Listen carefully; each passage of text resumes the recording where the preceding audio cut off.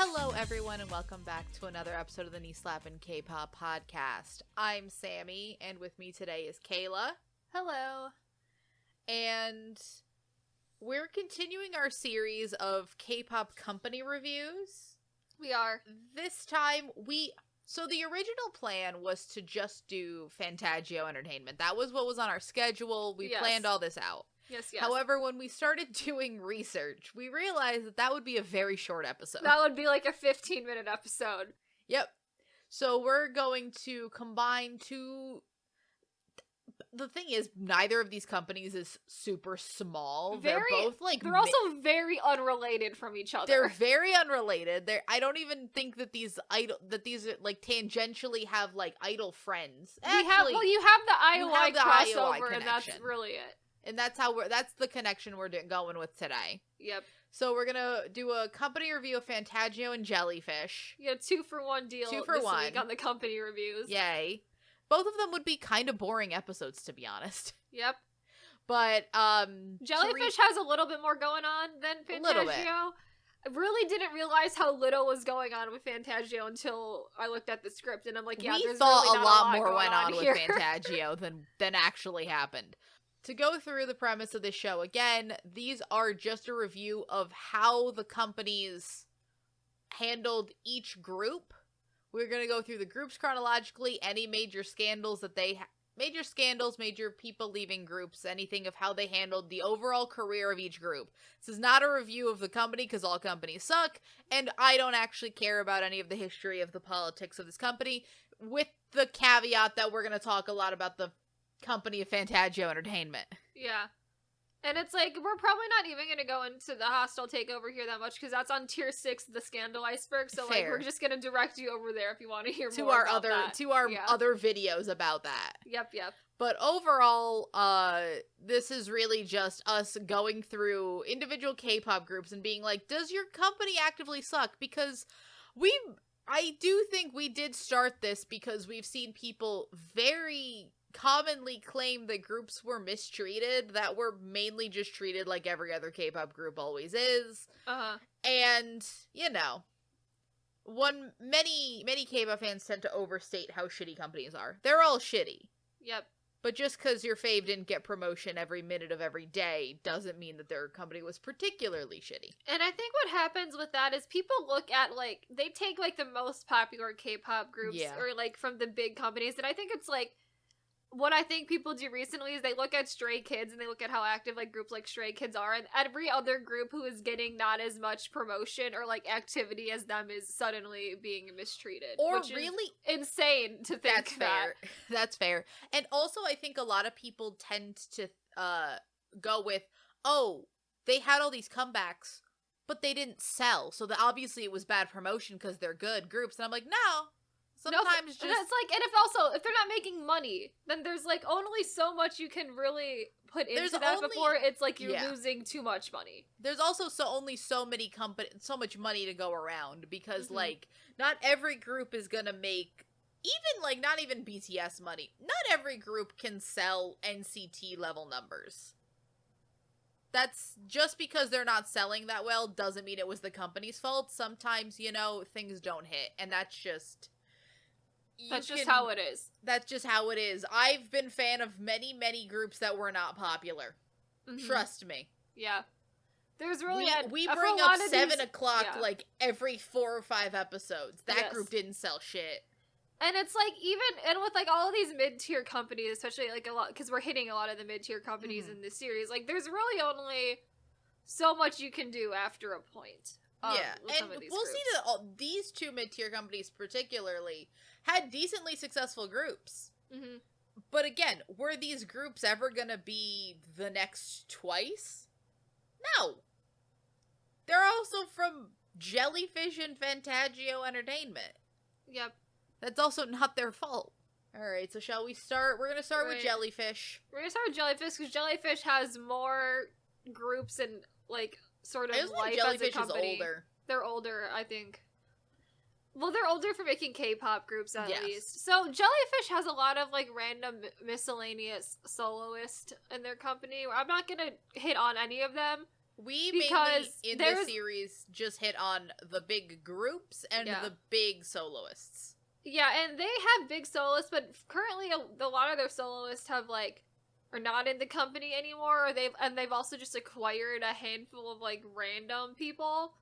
And I didn't think any of them were significant enough to Jellyfish and Jellyfish's, like, career as a company to be, like, worth talking about any of them. So we're gonna hit on only their groups, and then at the end, 2 produce-related people, so. Because it wouldn't be an episode of our podcast if we didn't hit on produce-related people. Of course, obviously. So first, we're gonna start with Vixx. Vixx is Jellyfish's first ever boy group, first ever K-pop group as a whole. They debuted in 2012, and they were created on the survival show My Doll, and then debuted later in that year. One of the first idol making shows that was a competition show. It was. It's also one of the first. A bizarre show. It is a weird show. It is definitely a 2020 show. It is. I think it's on YouTube.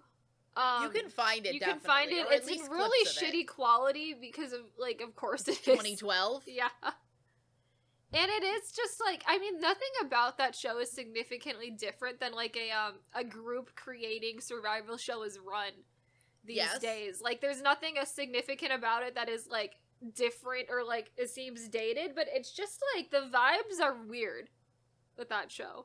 Yeah. But it's just like a way that it's old, I think. It's not in like a bad way, but it's just like it's old. The thing with it is also just very primitive. Like, it's very much like these are like the first times we're doing this. They didn't put that much money in it. And yeah, Jellyfish didn't have any put in it. Yeah, Jellyfish didn't have any K-pop groups at that point, so they didn't really know what they were doing with anything at that point. And also either. At least now you can go back and be like, we've seen this concept done, like, 10 or 15 times. It's a very basic show, because, like, it's kind of basic because it was one of the first to do it. Yeah, it's really just one of these shows where they took, like, I don't know, like, I forgot how many people, like, 9 or 10 It was, like, 9 or 10. It wasn't that many. It wasn't that many people, and then they just had them do, like, different rounds of competition, and then there was a voting. I think there was a voting aspect, but I think it was also mainly company decided as well. Yeah. It felt, the one that I can describe it with is it feels like, if anybody, less cruelly, but it kind of felt like, No Mercy a little bit. A little bit like No Mercy, It feels like No Mercy, even though No Mercy is obviously the 2014-15 version of that, where it's like, it's a little bit mix and match like as well. A little bit mix and match like. Alright. But anyway. Vixx, pretty well known their entire career as like the concept heavy K-pop group, and that's really what made them unique, and there's not really another group that has since took up like that like theming. There's groups that have tried. There are groups that have tried, but I don't think anybody has committed the way Vixx did. No one is committed to being as theatrical as Vixx has always been with it, which is... Because if you look at, like, Vixx's discography, like, you start out fine. Like, you start with Superheroes. Superheroes cute. Their first 2 songs are very bizarre and very out of place in the rest of their discography. And then you immediately go on to On and On, which is them trying to do fucking vampires. And I'm Space vampires. Space vampires, yes. Space vampires specifically. So it's like, okay, we have arrived. We've arrived, and here we are, and that's where we are. Then you go to Voodoo Doll. And I think, like, from Voodoo Doll on... Mm-hmm. That is truly where they, like, commit to theatricality with a capital, all of the letters. Mm-hmm. Full capital theatricality. Because there's just so many concepts in this. Yeah. Like, they had their, like, it's just a lot going on. And I think, Jellyfish was almost doing the female version of them with Goo Goo Dolls at the time. A little bit. But it was, like, significantly less theatrical than what Vixx was doing. I think that they were trying to do it in, like, the opposite way, where Vixx had, like, their main title tracks were these, like, big theatrical dark pieces, and then they would have, like, a cute song in the middle. I think that Goo Goo Dolls' big theatrical pieces were their weird songs. Yeah. Because you had, like, Choco... what's it? What is it's that just one? Chococo. Chococo and things like, and even all of that, which is a little bit more crazy. Mm-hmm. But I don't know. We didn't get them long enough to really see what was meant to be done there. And I also think that they had, like, the whole produce aspect. And I also think around, like, 2016, 2017 is also when, like, K-pop was going through this weird time of, like, what do we even do anymore? Mm-hmm. So, next sort of significant thing that happens with Vixx is in 2015 when you get the first subunit of Vixx LR, which is Leo and Ravi. They're also very theatrical, but in a different vibe, but kind of a way. In, like, a weird, like... Very dramatic. Very dramatic. So dramatic. So dramatic. Beautiful Liar is just so, like, over-the-top drama. Look, I've always said I come to K-pop for the over-the-top drama. So dramatic. No, it is no secret so that, dramatic. Like, Vixx is, like, a very... Like, I love Vixx. Like, they're the first one that brought, like, full BDSM concept in K-pop. They did that in 2015 BDSM concept. They had a BDSM concept with, like, full-on chains, full-on collars. This is before people were wearing, like, just... That was, like, really before that was, like, a 50 Shades of Grey was, like, mainstream. That's before like, because now you see everybody wearing fucking harnesses in K-pop. Vixx were really out here doing it before it was cool. Oh, yeah. Just all of the harnesses, paving of the collars. The way. That album, and I own it, comes with a fucking slave contract. Comes with a slave BDSM contract style. It does. It's so much of a choice. It was such a choice to put there. Vixx is one of the boy groups that I always go to that is, like, and is one of the more successful boy groups that I, like, genuinely think was, like, a sexy boy group. Because there's not a lot of those, but Vixx was definitely one of them. Sexy in a different way than a lot of what I think current boy groups try to be sexy. Because current boy groups, I feel like, are trying to do sexy in, like, a... almost more of a 2 p.m. kind of boy. Where 2 p.m. is sexy, masculine, very, like... that kind of way. Mm-hmm. Vixx was sexy in almost a creepy way. They were, like, seductive. Very seductive, yes. That's the only way I can describe it. Because obviously they had, like, the whole BDSM thing, but even all of their songs after that, like, Scentist, I would say that's a very sexy song. Fantasy, and, like, Shangri-La even is a little bit sexy. But even the Closer is oddly the Closer, sexy. weirdly even sexy, there is nothing, like, you look at it, there's nothing, like, objectively sexy about it. But it's just, like, I think just the vibe that they have as the group. It's just, like, and that vibe just kind of, like, I think from Chained Up forward, it kind of just carried through a lot of their songs. I think even a little bit before Chained Up, like, you have things like, I don't know... in a weird way, Eternity is, like, a little, like... Eternity is, like, sad, though. It's sad, Eternity is, like, but sad a boy. little sexy. Weirdly, they always were able to bring a little seduction into everything. Mm-hmm. I don't know, it was weird. You wouldn't look at Vixx and think they'd be a sexy group.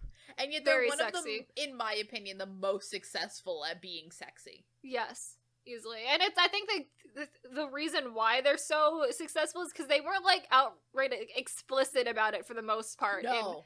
Other than, obviously, other than Chained Up, obviously. But other than that, it was, like, more subtle. The other thing is that they were sexy without ever needing to do what a lot of groups that try to do the sexy concept now is just, like, they try to do it as, one, it's a little queer-baity. Yeah, don't love that. Don't love that's what they're deciding Vixx to do with never that. did that. No. It's like, let me just, like, strip everything off of me. Yeah, sexy these days is like, yeah, let me just be shirtless is what it is equating to. Yeah.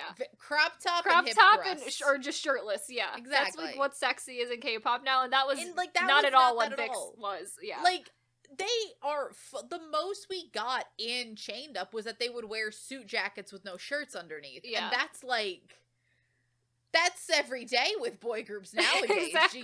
We don't see a shirt. There's no full shirts anywhere. Exactly. And not saying that it's, like, crop tops or anything, or, like, I don't want any of that. That's just a different kind of sexy. I just wish we had more of this. We had more refined sexy.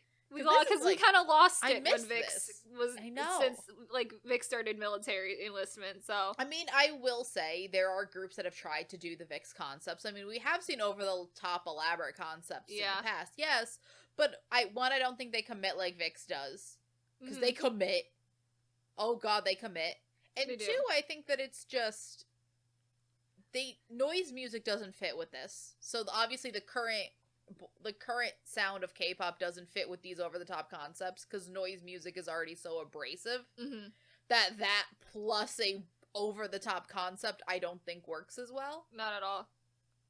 But maybe when we turn back around, we'll get to... The closest I can think is maybe Dreamcatcher? Yeah.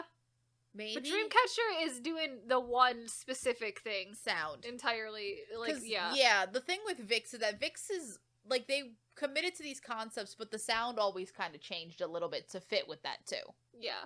The concepts are also so drastically different from each other as well. Yeah. And it's like, I feel like they were very well developed, too. It's like each of their concepts had a very well-defined, like, theme to it. Yeah.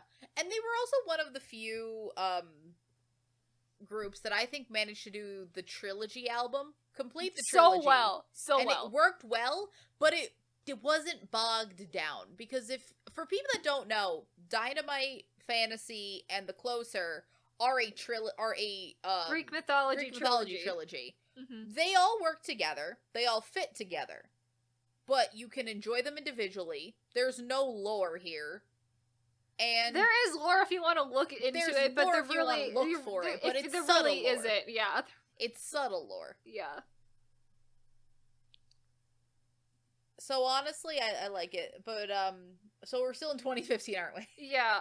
So 2017 Ravi solo debuts. That both feels that's a choice. Too early and too late. I feel like Ravi's been making solo music forever, literally forever. But he does write, like, he did write a lot of Vixx's songs. Him and Leo did all of Vixx LR's music, so yeah, makes sense. And he's been doing a lot of other people's music. Yes.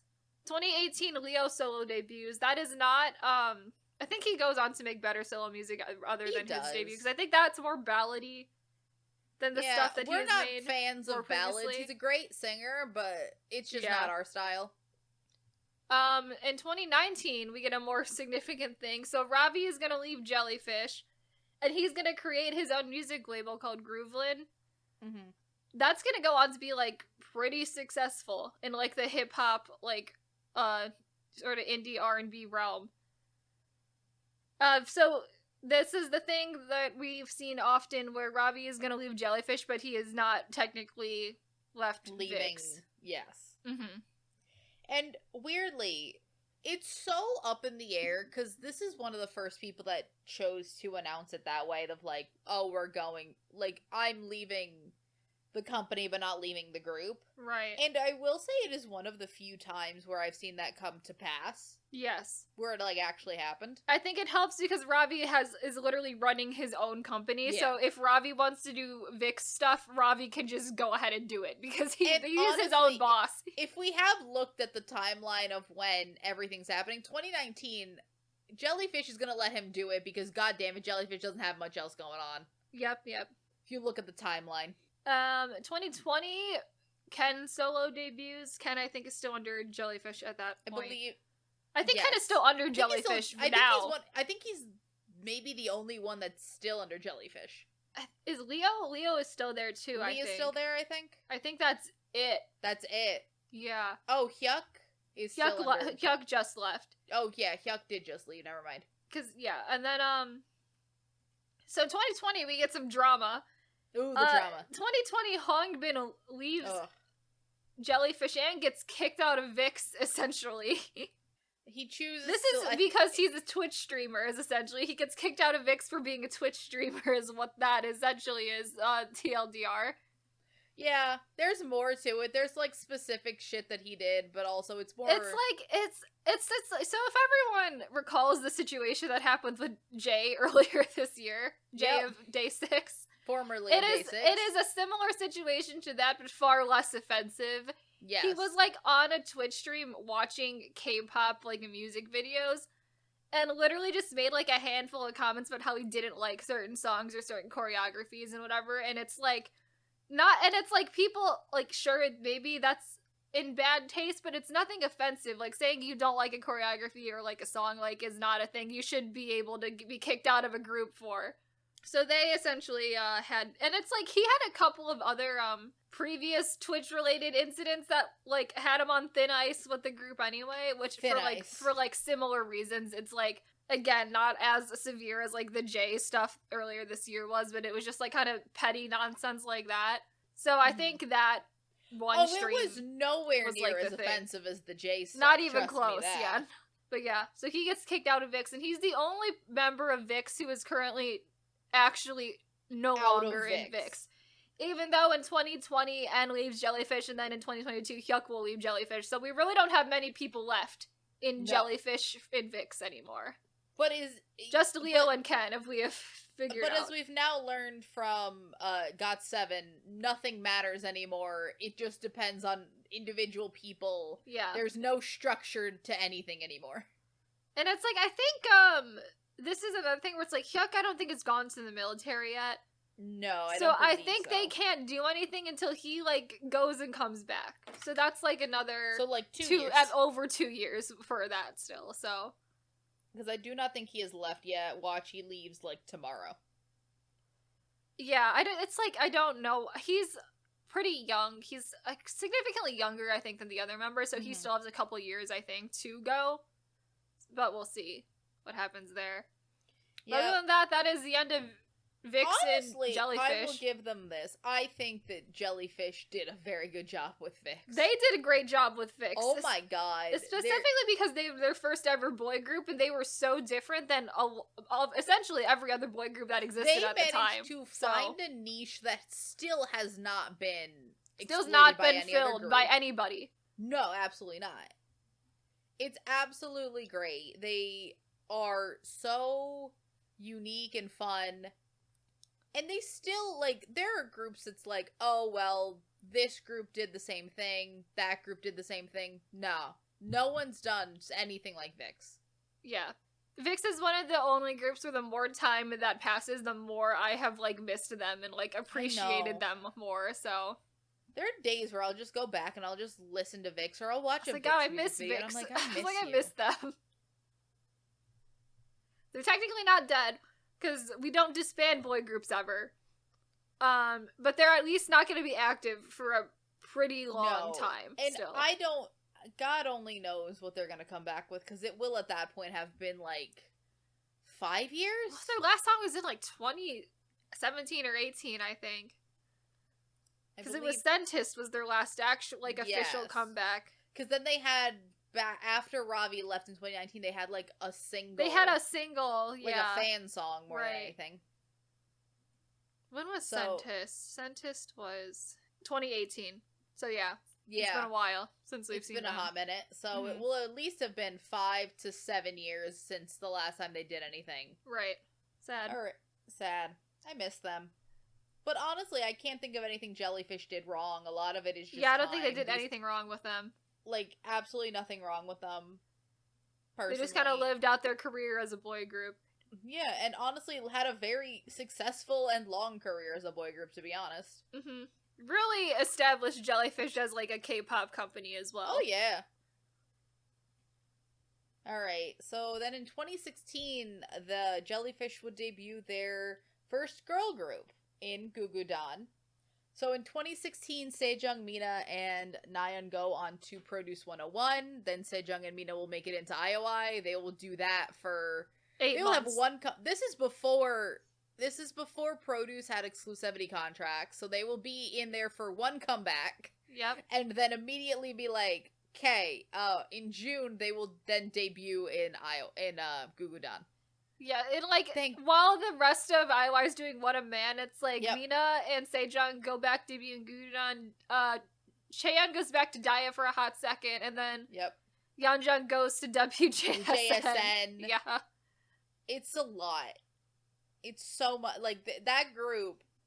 Then again, I'm trying to think of What a Man done by all of the IOI members, and I don't know if it's as. I think they do it at a year-end award show, I'm pretty sure, but it's like, I don't think any of the members that left were necessary for one No, they were not the most necessary. Yeah. Yep. So then, in 2017, Gugudan 5959 debuts with Mina and Haeyeon. It's fine. I think it's a little too cutesy for me. It's very personally. Cute, that song. It's very cute, but also that, like, there's a way to do cute without being a little irritating. That song is on the line where I can see both it being something you love, a person would love, and something that you find irritating as fuck. Mm-hmm. It's that kind It's of definitely line. On the line of that, for It's sure. on the line. And then in 2018, Haeyeon would leave the group, so that subunit's dead. Yep, immediately dead. In June of 2018, Gugudan Semina debuts. They are a better subunit, in my opinion. Yeah, that is, I think, what the people have wanted ever since Sejongmin and Nayoung auditioned, and then their comeback song was essentially the same vibe as their audition piece on Produce 101. It literally just is the three members of Produce doing... It's what... The only thing I can describe it with is that it's the same thing as Pristin V. Yes, yes. Where it's like, this is... That's like, what the people wanted this is from what the people whole always group. wanted. That is the group that everyone wanted. Exactly. And it only took subunits to make that work. Exactly. Honestly, I like them a lot. They were very good. I like them. Then in 2020, Sally would go on to Chuang 2020. She would go on to win. Mm-hmm.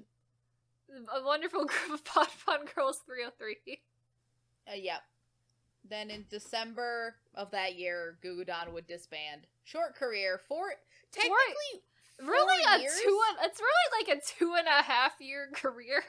Because if you look at it. Yeah, if you think about it. Because, like, their last comeback, which was Not the Type, was in 2018. Yes. So they had done nothing for 2 years, and then finally at the end of 2020, they remembered to disband this group. Yep. And then also, in 2016, they couldn't really do that much, because they had to send 2 of their most popular members back to IOI to do more comebacks. Yes. Really don't know what happened here. I don't know. And then in 2021, just to finish the housekeeping, Soyi, Mimi, Nayeon, and Hana leave Jellyfish. Yep. But, like, weirdly, I think that they still have Sejong. They have Sejong and they have Mina, and that's all Jellyfish cared about to begin with. Exactly. But especially currently Sejong with her career of successful soloist and extremely successful actress. Mm-hmm. I think that they have the members that they want to keep. Yeah. Because they never tried to promote any of the other ones. But they also didn't have time. It was 2 years, and they were the only 2 that had name recognition. When they debuted, I remember a lot of people were upset because it was like, people really only cared a lot about Sejong, Mina, and Nayoung to begin with. Yes. And then when Gugudan debuted as a 9-member group, they were like, That's why so are many you people. putting so many people in this group? And it seemed like kind of pointless to have that many people in the group where clearly 3 of them here's the thing. center. This was also the era of massive K-pop groups, because this was the same era that you're getting 17. It's the same era that you're getting Twice debuting. It's the same era that you're getting these big, a lot of person groups. WJS and all of this. Now I feel like we're very much better at, like, tone it down a little bit. At, like, 7 max for a group, yeah. 7 is, like, the average toward the higher end. I feel like 6 and 7 is really where most groups do. Mm-hmm. And it's, like, it's so weird how just, like, poorly the group was managed and also promoted. It was so poorly managed. It's like they tried really hard for, like, 2 years. And then it was, I think, at the end of those 2 years, it's like Jellyfish realized we only really care about 2 of you. So we're just gonna not, literally not do anything else with the rest of the group. And then it was like, I guess we'll remember to disband you officially. at some point. But I think it was after 2018, it was like, it was done for them. Yeah, because I'm looking kind of at this, and throughout this entire time, Sejong has had, one, a pretty decently successful solo career, and two, she's been in shows constantly. Yeah. She did The Uncanny Counter in 2020, she did I Want to Hear Your Voice in 2019, she was in School 2017, before they even disbanded Gugudan. Yeah. And then she was just in A Business Proposal this year. A Business Proposal was fucking massive. Very good. Highly recommend it to anybody that hasn't watched. But, yeah. Mina also did a lot of just like a bunch of acting within Mina like the 2018 through 20 like. Mina was in what's she was it in called? Hotel Del Luna. She was in Hotel Del Luna. Yeah, and then she was in what is that show? Oh, Tale of a Fairy, which was like Tale of the Woodcutter Fairy. Yeah, that one. So it's like she's doing less than Sejong, but she's definitely doing enough to be like successful. a pretty successful like just actress as well. Yeah. So it was like for some reason Jellyfish decided in 2018 that they were just not profitable as a group. I mean, I think and it was better for them to just focus on literally looking at the 9-member group and looking at all of that, I can understand where they're like, we don't need this many people. Yeah. When I could, by putting like Mina in a bunch of shows, because she's also doing a lot of different shows. She was in Hotel Del Luna, she was in Mama Fairy and the Woodcutter. That's the name of that show, because that's the stupidest title in the world.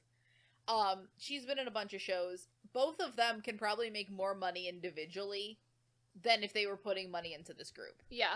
Mina hasn't so much done that much solo music, I feel like. Mina's definitely not as strong of a soloist than Sejong is, I think, just generally.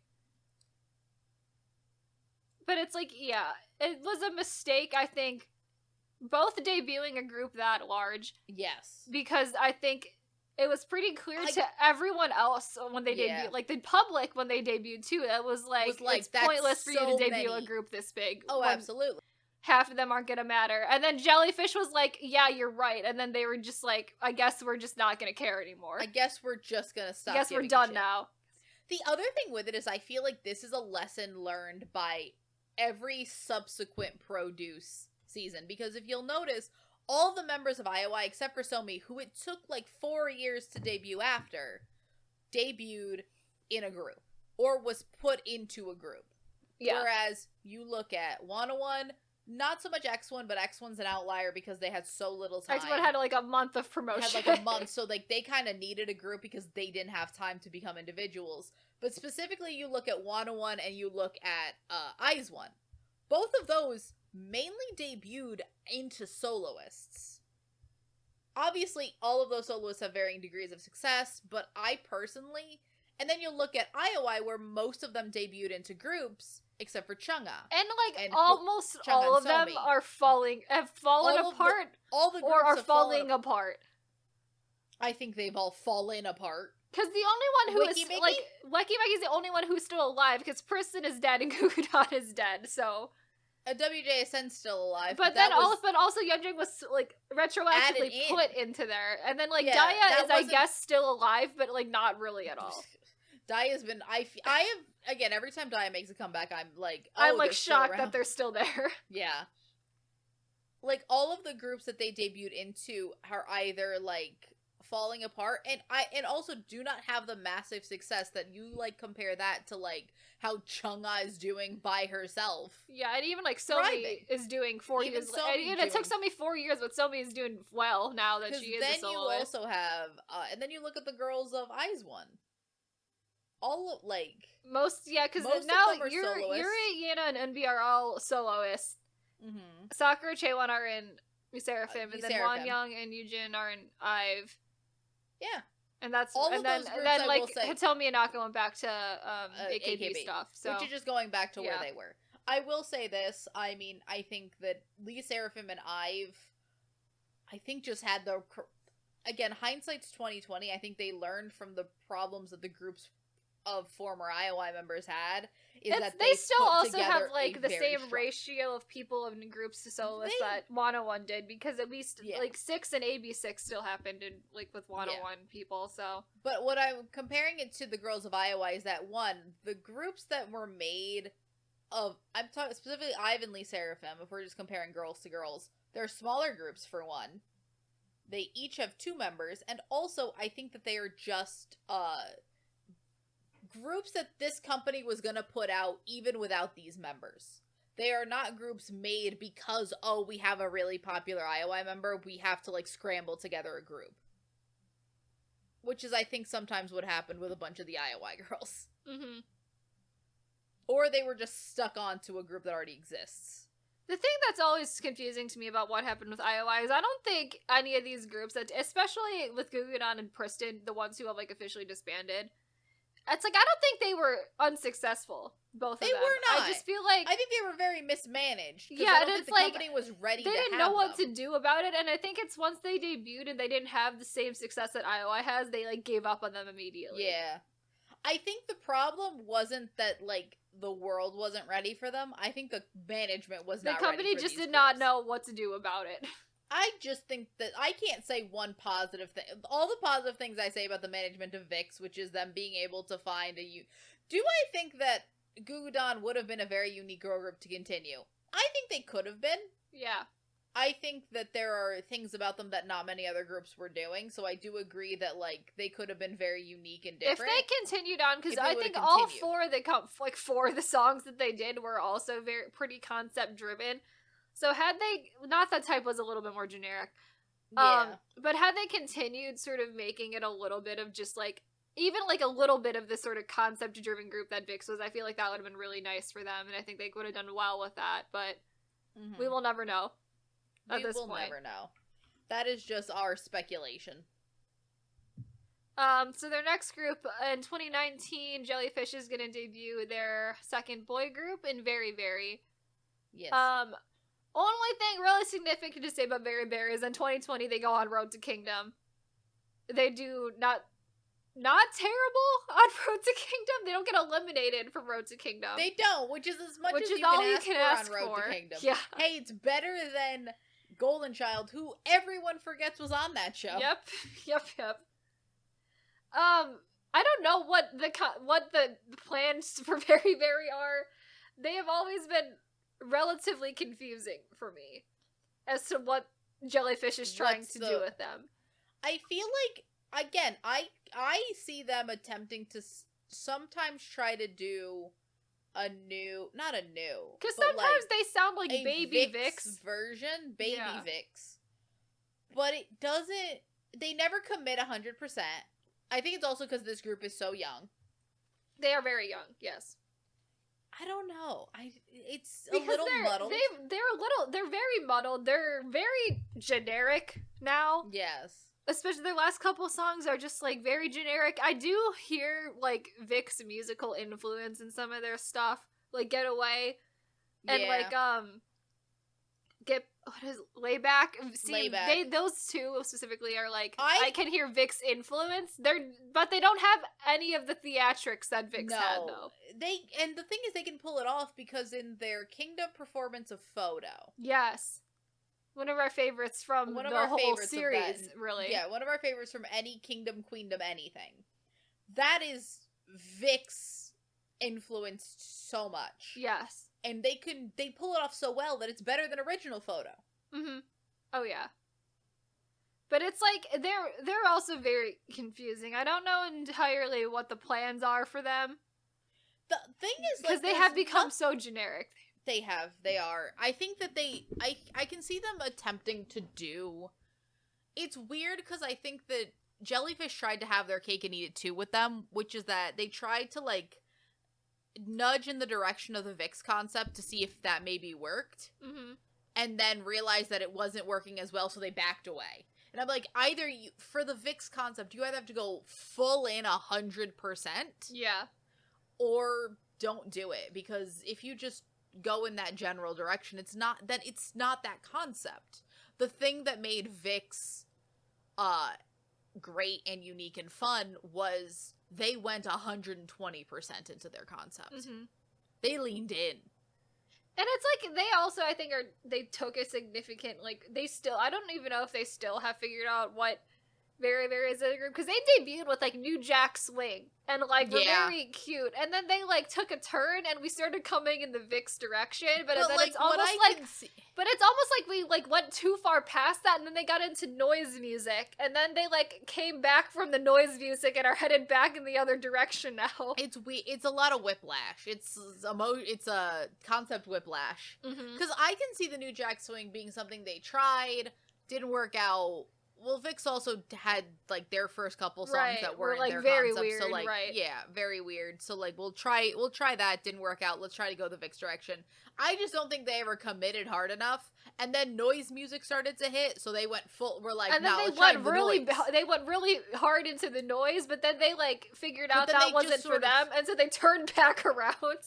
The problem with that is that also with the noise music is that they went for the noise music, and it was when everyone was debuting with noise music, doing noise music, putting their toes into noise music and doing it for their, like, that year's concept. It was noise music was everything. Oh yeah. It was like what they did with Tropical House in 2015. Bring back Tropical House. I want it again. All right. So I'm still confused by them, but I also think that maybe at this point they're all Jellyfish really has now. Is Very Very. They're the Jellyfish group now. They're going on 4 years old, so it's like questionable. Like, what's the long term? What the plans are here? now? Because they're not new. But they are a group that I think people they're not new anymore, but they also, like, I feel like haven't figured it out. They haven't figured it out yet. It's unfortunate. I feel like Jellyfish hit it so hard out of the park their first try that now they're just chasing that and not getting anywhere close. Not even just chasing that, but also just they hit it so quickly with Vixx out of the park. It's like they figured out immediately the concept that they wanted to do immediately, like 3 comebacks in, which is not bad for, considering I think those first 2 Vixx songs came out the same year. Yeah. Like, it was pretty quickly that they figured it out and just went in that direction and became successful at it. That now that they have to sort of flounder a little bit, that they just sort of kind of give up a little bit. They're like, we didn't figure it out, let's just make generic. Let's just do generic. Because obviously they can't have a different concept. Alright, so then in 2019, Kim Minkyu would go on to Produce X, our favorite Produce X. Favorite boy from Produce X. And he ranked 12th. I love him. I actually love him. He's great. I like him. He's good. He is the kid that we will always talk about with, like, the terrible comedically bad 7 Cents fan cam. Where he looks like he's terrified to be there. He's so... And it's so confusing because not at any other point in the show does he look like that. He's good. Yeah. I just think also 7 Cents is a weird song to perform. Like, it's a weird vibe, to be honest. Yes. I don't know what vibe you're supposed to perform that song with. I don't think Fear is the vibe. It's not the vibe. I don't know what to replace the vibe with. But he would rank 12 on Produce X, which that show was... It's very unfortunate for him. Here's the thing, that show was so fucking rigged. Yeah. To the point where I don't know if he ranked 12th or if he ranked 97th in the first episode and was just dragged along. Like, who knows It's anymore? like, I don't think Jellyfish had the money to rig him into X1. So. No, they did not. Who the hell knows what is the long-term Who knows plan? What the actual, like, what even happened with what the plan of that ranking, that group was rigged from episode 1. Oh yeah. Let's be honest. So he would then go on to host the show for a hot second, which is weirdly, I feel like all the hosts for the show are only there for a hot second. All of the music show hosts are only there for a hot second. Unless you're like Channy and you're there for like a year. Channy was there for like 2.5 years on a music show. Yeah, except for Channy. Channy was there for a very long time. I think Aaron and Subin were there for a while. Yeah. But everybody fucking loved them, so I understand why. They were good. I liked them. And now he's an actor. Yep. He was recently in Idol the Coup. Very good in that. That was a great show. Oh, we loved Idol. I loved Idol the Coup, man. Mm-hmm. He's very sweet. That show was better than it has any right to be. So much better show than it had any right to be. But yeah, even though I am very happy that he did not end up he was the male lead. Yeah. But thank God it was not the romantic male lead. Let's put it that way. When the two male leads of the show are this kid who is like significantly younger than Honey, and also the CEO of the entertainment company. Who is implied to be significantly older than Hani. Neither of those I want her to end up with, to be honest. Which is good, because there was not a romantic lead anyway, so I mean, they really did string me along for a while in me being very, in just like, oh god, oh god, oh god. But no, we ended up with no romantic male lead. Thank God. But yeah, I think he's just an actor now. I'm happy that he's an actor. I didn't want him tacked on to very, very... That would have been weird, that would have been bad. And I think he's probably just going to stay an actor. And I think that's good for him. I think he's a pretty good actor. Yeah. I think he can sing some OSTs for his shows if he wants to go back to sing. Yep. I don't think he particularly needs to debut solo. If he does, who knows? Yep. Our last person in Jellyfish is Dayan, who went on Girls Planet 999 and is now in Kepler. Yay. Hooray. That's about it for her.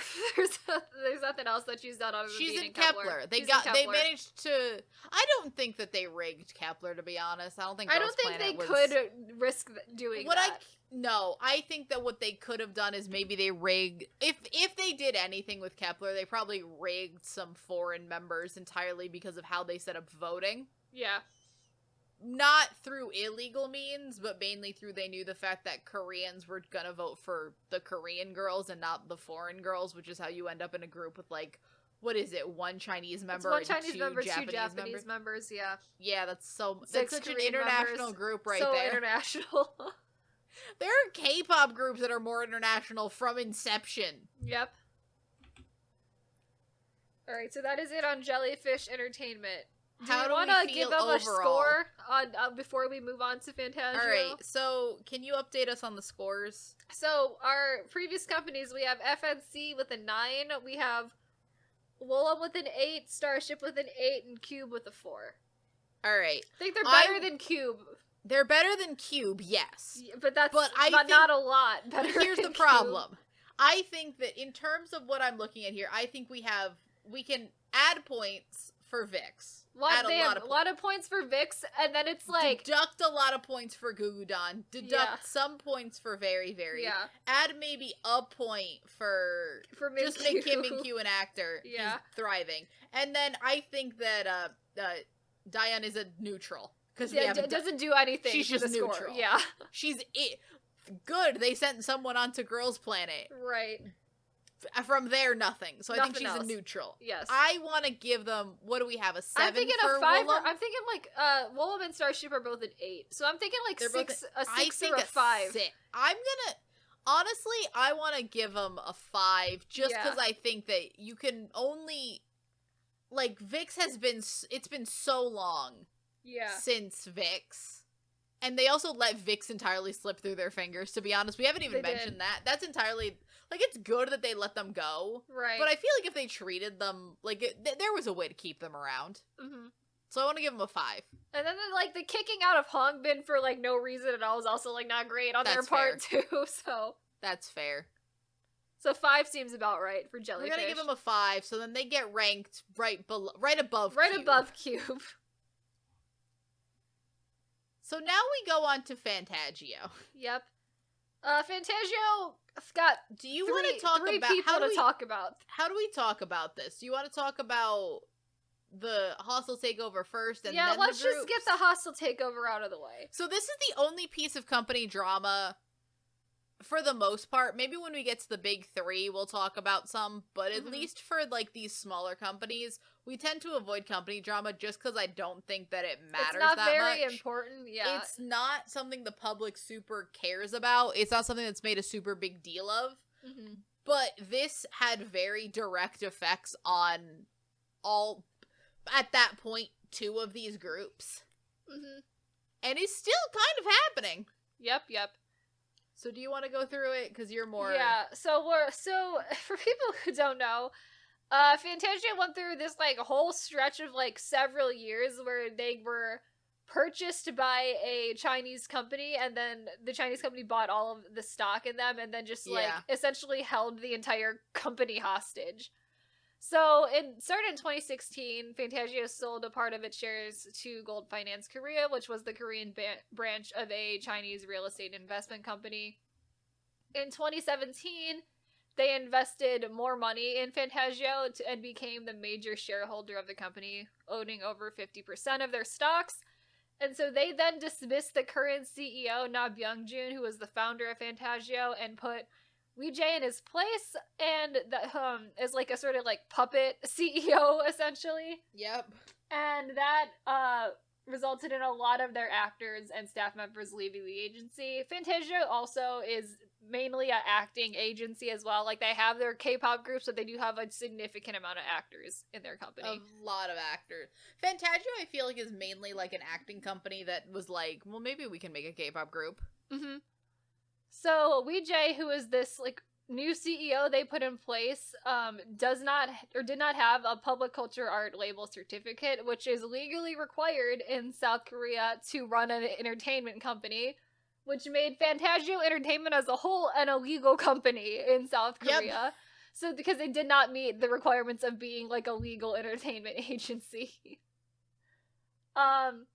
So because of that, there was a point in time where, like, a company could have just, like, came up and, like, acquired Wacky Becky or Astro. Yeah, and, like, they could have just taken them. Yeah. They were, could have just taken any of their things from them, yeah. They were just available, which is weird. Yep. And then in May of 2018, Fantagio lost its membership in the Korean Entertainment Management Association because of that. Oh, God. And then in April 2019, Lee-jae was arrested in China for fraud. Of course he was. And then in 2019, they added Park Hae-sun as the co-CEO, and then in March was changed to the sole CEO, and then essentially got Fantagio back under control. There was a lot of other CEO changes that happened after that, but that is essentially the end of the Chinese hostile takeover that happened. Now, mind you, within that time that this is all happening from 2016 is when 2016-2017 is when they debut both of their groups. Yep. So, right after they debut two brand new groups from this company. And Ong Sung-woo happening in the middle of that, too. All of their people. Ong Sung-woo's in 101. Ong Sung-woo is, like, protected in the corner, like... That's true. I don't think CJ is like, not as affected by the hostile takeover. I think CJ is like, we'll protect you while you're still in 101. Once you're out of here, you're on your own, kid. Mm-hmm. But yeah, I think that for the most part, this hostile takeover is entirely... It just sort of... It didn't derail, because honestly, both of these groups did particularly decently well. I mean, it's one of the only surviving IOI groups. Yeah. Mm-hmm.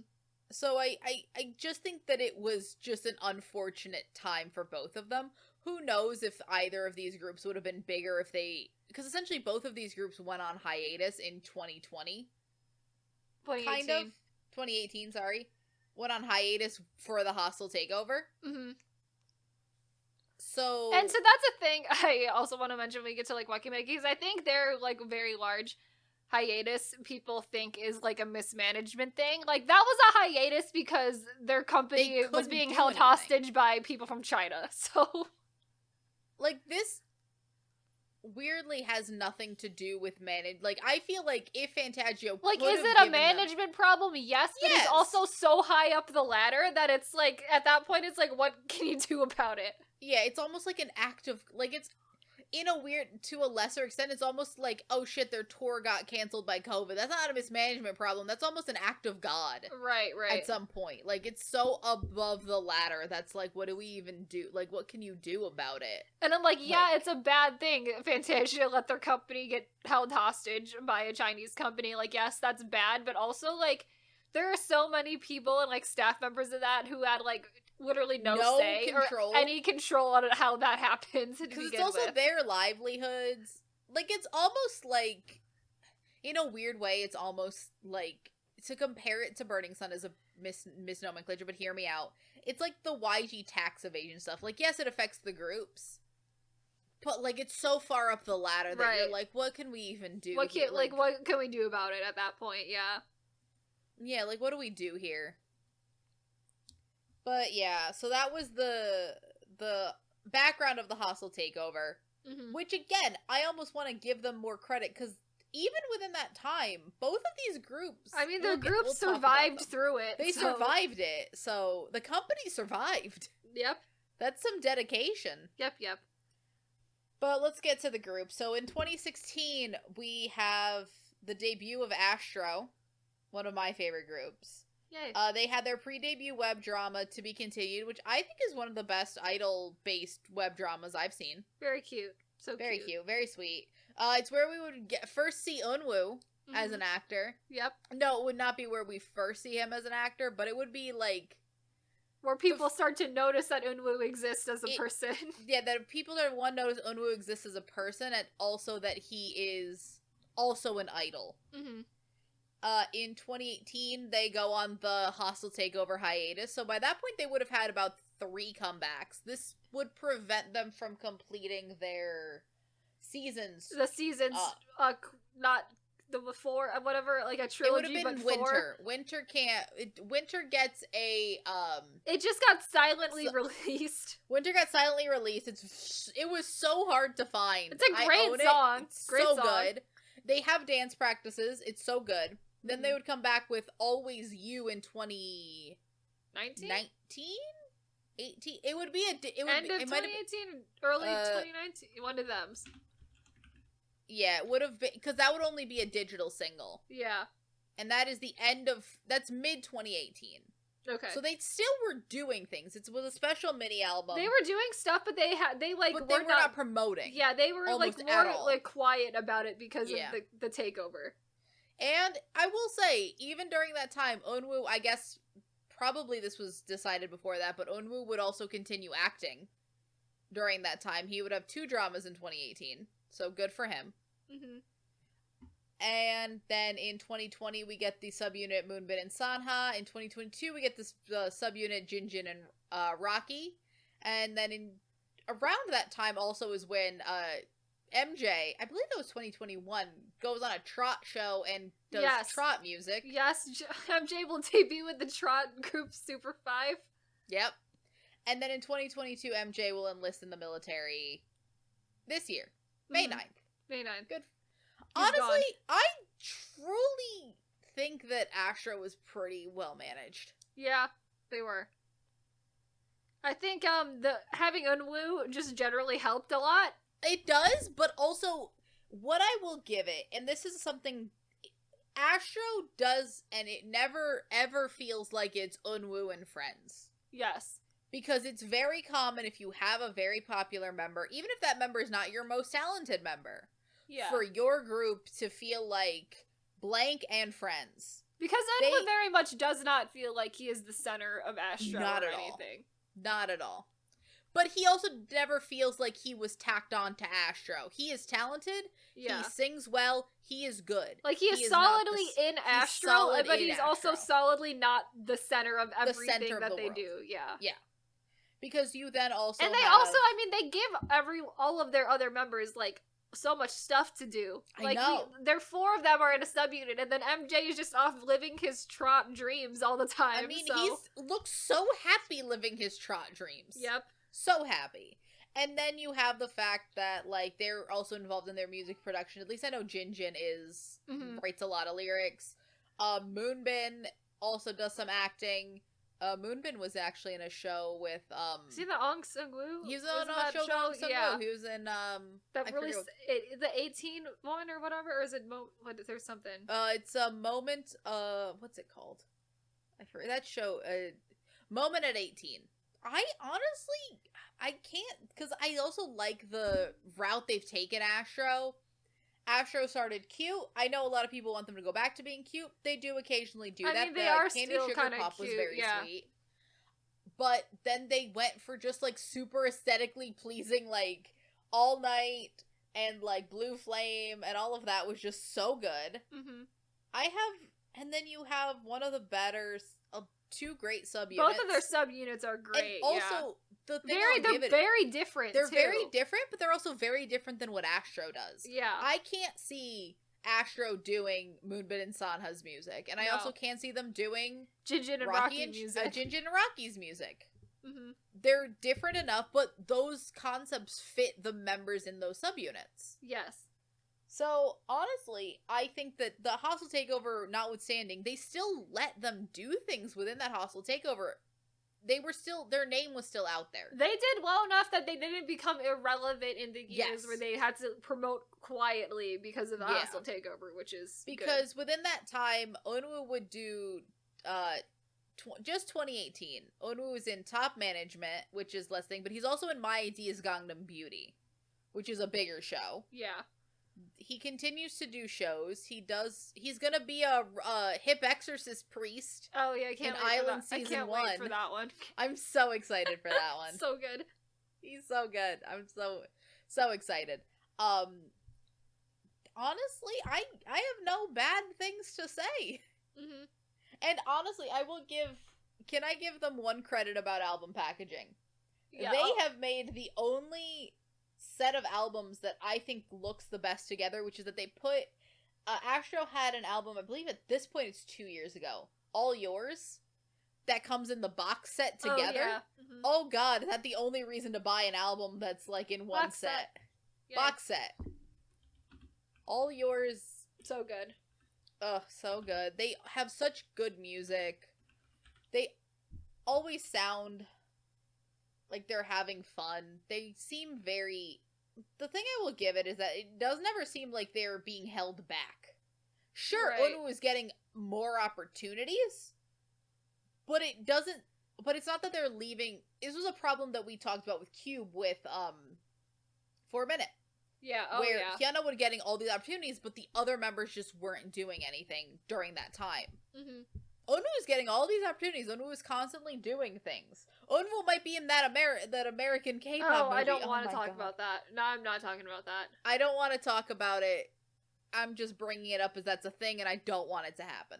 The rest of the members are not left in, locked in a corner somewhere. They are doing other things. They're allowed to do the music that makes them happy. MJ's living his trot fantasy, and I'm so happy for him. Thriving. And they still seem, and it also doesn't seem like Onwoo always seems like he's having so much fun in Astro.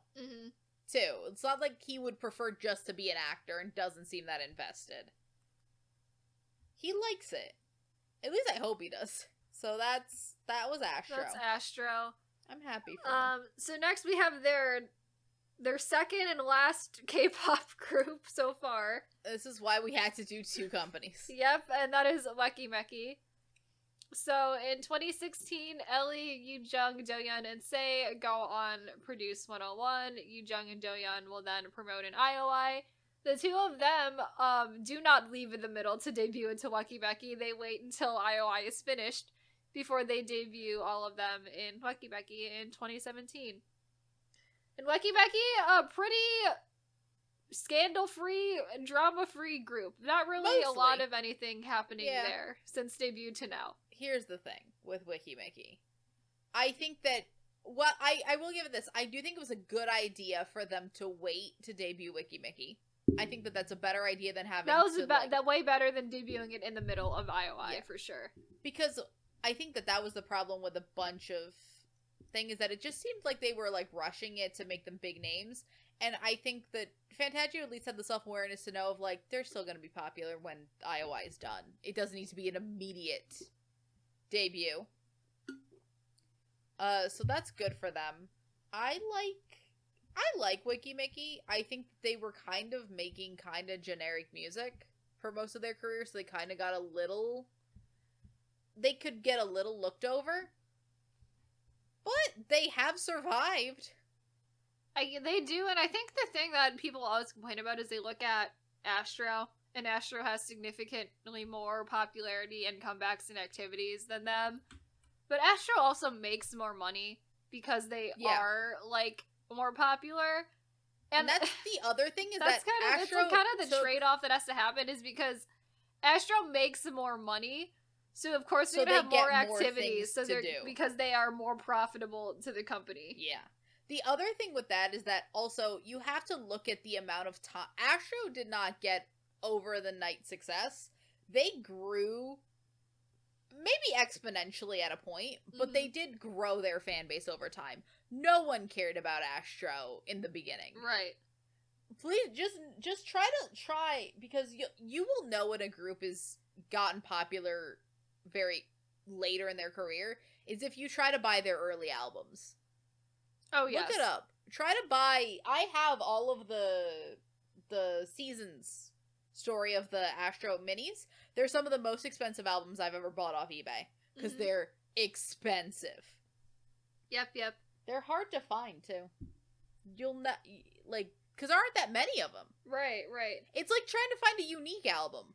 And the thing is like they have had consistently 2 or more comebacks a year since their debut. Wiki Mickey, yeah. Wiki Mickey. So it's like it's not even like they haven't been active musically. Like they're getting enough like comebacks that is like pretty like and pretty consistently as well. They are. I guess you can complain that they don't do a lot of solo activities outside of Wiki Mickey, but it's like I don't really know if any of them really want to do acting or anything like that much. Yeah. And sure, you can look at it like they aren't getting as many comebacks recently. I'm like, you also have to think that they're a 5-year-old group at this point. Yeah. Like it's like been they're also in the realm of like you like the groups where you do like one comeback a year and that's one comeback a year like, is that's normal for a 5-member now, group. yeah. Not like they had 3 comebacks in 2020, I'm pretty sure. So it's like they were getting and then they had one amount. last year, I believe. Yeah.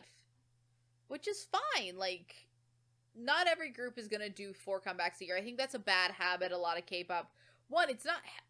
Again, I think it I don't like that as a concept for non-rookies. Just because, one, I think it oversaturates a group that we already know. Yeah. And 2, it sets impossible expectations. Because you cannot expect someone to work, 3 comebacks a year forever. Like, I'm okay with doing the 2 or 3 comebacks a year when you're, 1 to 3-year-old as a group. But once you pass, once you get to, 4 or 5 plus years as a group, having 1 comeback a year is, perfectly fine. Perfectly normal. Yeah.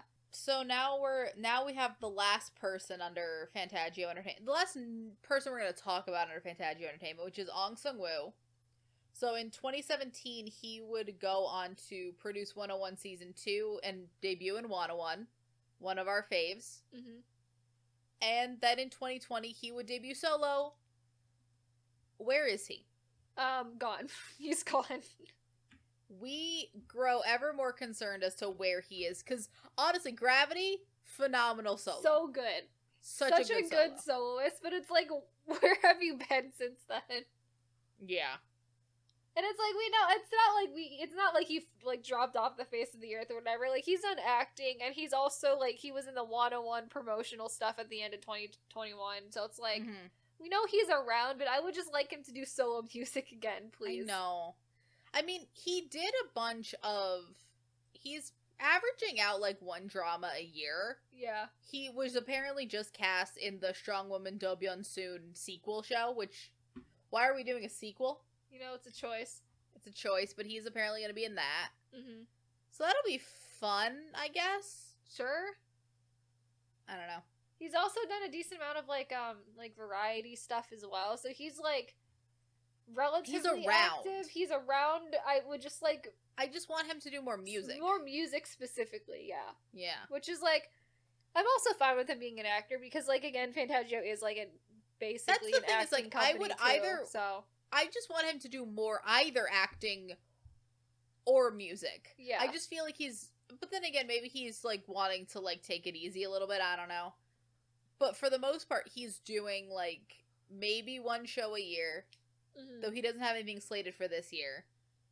Right. And music every once in a while. And I can understand maybe he doesn't want to do that much music, even though it's a waste of his... He's so talented, it will be it's so upsetting if he doesn't do anymore. And there's a decent amount of actors who also sing. Oh, yeah. That's not an uncommon thing either, so... Or at least do some OSTs. Right, right. Eunwoo averages out like an OST per show. There are so many idol actors who just get to do solo music OSTs because they get to their do shows. OSTs for their own shows, yeah. Exactly. It's so fun. So that's it on Fantagio. That's Fantagio Entertainment. What do we want to rate Fantagio? See, they're probably better than Jellyfish by default because I don't think they've done anything actively wrong. No. I mean, obviously getting taken over by a Chinese company, a bad thing. But like, there's only so much fault I can put on that company for that. Honestly, the way they they didn't have to handle Long Sung-woo. The actors were mostly probably just making deals anyway at that point. The only person that probably hurt during that time was Wiki Mickey, because Astro at least got a little bit of promotion. Astro was a little bit more established at that point, too. And they were able to do a lot more promotion during that awful time. Mm-hmm. But I still think Wiki Mickey had, like, at least one comeback that year. I think it was, like, the end of that year. Let me see. I think they definitely were doing stuff that year. So they did La La La in the beginning of 2018, and then they did Crush at the end of 2018. Yeah, so that's like... So they still had 2 comebacks. 2 comebacks still, yeah. And it was 2 of their better comebacks. Mm-hmm. As someone who doesn't love Wiki Mickey's music. Yep. But honestly, I think that even while these people went on hiatus in the middle of a hostile takeover, the fact that they did anything that year... Yeah. Whereas, the fact that they Jellyfish also forgot about Gugudan for 2 years. The fact that they got through the hostile takeover and Fantagio didn't just forget about them and decided they were no longer worth the investment and like disbanded them quietly. Like at least they didn't do that. So because they could have. They could have. That's fair. So honestly, I think that you gotta give them credit where credit's due. Yep. So what is Woolham at? 8? Woolham and Starship are both 8. I want to give them an 8. I think it's like a 7. You gotta say them a 7? Because I want to dock them a point for the hostile takeover as a whole. Fine.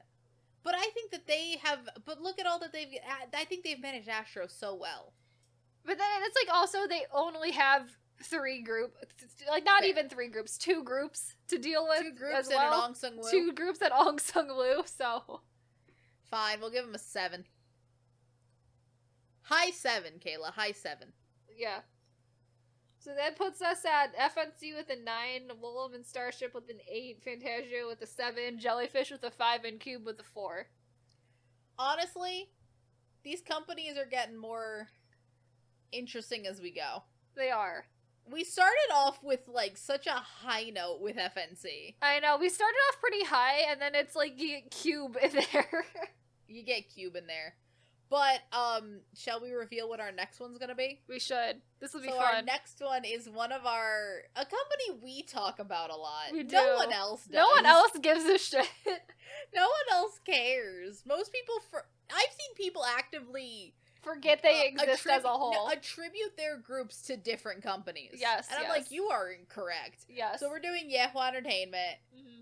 Oh God. Yehua Entertainment will have a separate section just to track the involvement with the produced series. That too, and also it might have like separate side tangents into the Chinese music industry. It definitely will have to. But honestly, I'm looking at us to the end of the year, and then we're gonna have to hit the big 4. Yeah, after Yehua, we hit RBW, and then we hit the big 4. So no, we don't hit RB. Oh, we do hit RBW. We moved that. Never mind. So yeah, we're gonna do Yehua, RBW, and then the big 4. Yeah, and I'm not excited for the big 4. The big 4 is gonna take just because I don't like the big 3, and then Hybe is like too fucking big. Hybe is gonna be somehow such a time. Hybe is gonna be Hybe is gonna take episode. like 3 fucking hours. There's so much in Hybe. Well, we did decide though that when we do Hybe, we might have to go back and do Pledis separately from Hybe. I think how we decided to do it is that we would only talk about we're only talking about what happens once they get acquired by Hybe, yeah. So we only talk about like 2 G-Friend comebacks, like 3, possibly 4, depending on what happens this year. The ending, we don't talk about anything of the we don't talk pre-Hybe newest, none of that, because that's not Hybe's problem. No. That was not Hybe's decisions. Because if we went back and did that, we're doing, like, that would mean we were doing, like, 4 company reviews in one, and that's not a thing. I'm not about that. Source in there. Yeah. Oh, God. Maybe by that point we'll have, we have to talk about Hybe Japan. Maybe. I don't know. We'll see if we'll get that by then. We'll see. I hope we do. But yeah, no, that one's just gonna be, that's for the future. Mm-hmm. But yeah, for the end of the year, it's gonna be Yehua, RBW, JYP, YG, SM, and then Hybe. Yep. Hybe, who we know is Hybe Entertainment, but we have just taken to calling Hybe Conglomerate. Because it's a conglomerate. It's at this point, it's so much. We will also do company reviews next year as well. It won't be as consistently, like, one a month as we've done this year, but we will get to the other, like, sort of smaller mid-tier companies at some point as well. Yes. Will they also be in combination with other completely unrelated mid-tier companies? Probably, because once we get the real small ones, that's all we can do. Hey, we have one plan that's like 4 companies, don't we? Oh yeah. Yeah.